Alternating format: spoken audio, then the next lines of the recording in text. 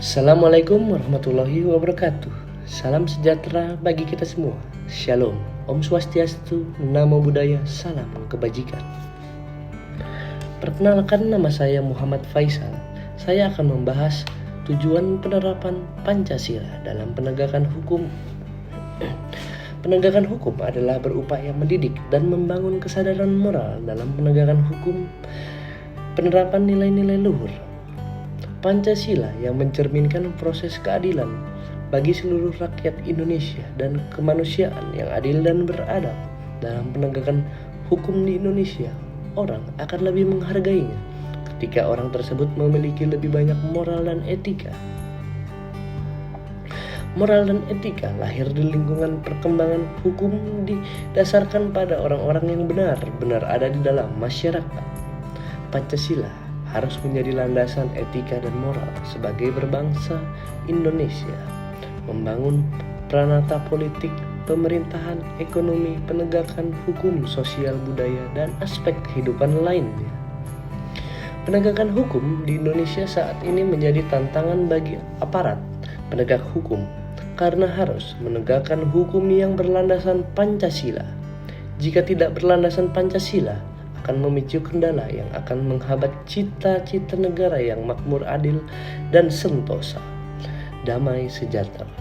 Bagi penegakan hukum saat ini cenderung bernuansa politis dan berpandangan pragmatis karena tercemar politik pragmatis. Politik praktis adalah gerakan yang dapat mempengaruhi pandangan, pendapat masyarakat tentang suatu keputusan atau kebijakan pemerintah, atau bahkan dapat merubah keputusan pemerintah.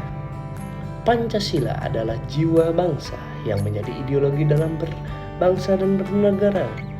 Indonesia sebagai negara hukum yang membutuhkan penegak hukum yang memiliki jiwa Pancasila dalam membangun integritas diri dan keadilan di tengah masyarakat.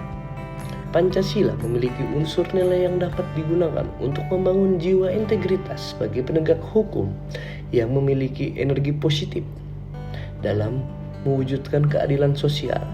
Peran Pancasila dapat meningkatkan integritas penegakan hukum adalah dengan mendorong aparat penegak hukum dalam menghayati, menggali, mencari, dan menemukan nilai-nilai yang terdapat di dalam jiwa masyarakat, agar tercipta keadilan yang bukan hanya keadilan hukum semata, melainkan juga keadilan sosial, yaitu keadilan yang menghormati kesetaraan antara manusia dengan manusia yang lainnya dalam masyarakat.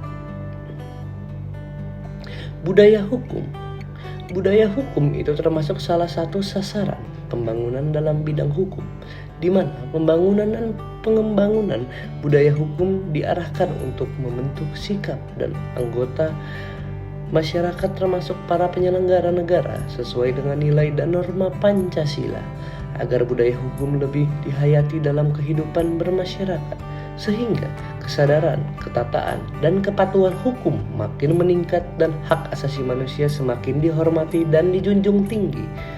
Di samping itu, budaya hukum ditunjukkan untuk terciptanya ketentraman dan ketertiban, serta tegaknya hukum yang berintikan kejujuran, kebenaran, dan keadilan untuk mewujudkan kepastian hukum dalam rangka menumbuhkan dan mengembangkan disiplin nasional.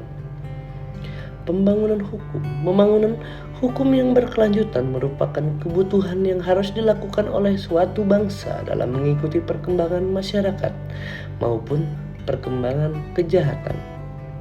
Karena pada dasarnya perkembangan kejahatan selalu mengikuti perkembangan masyarakat itu sendiri.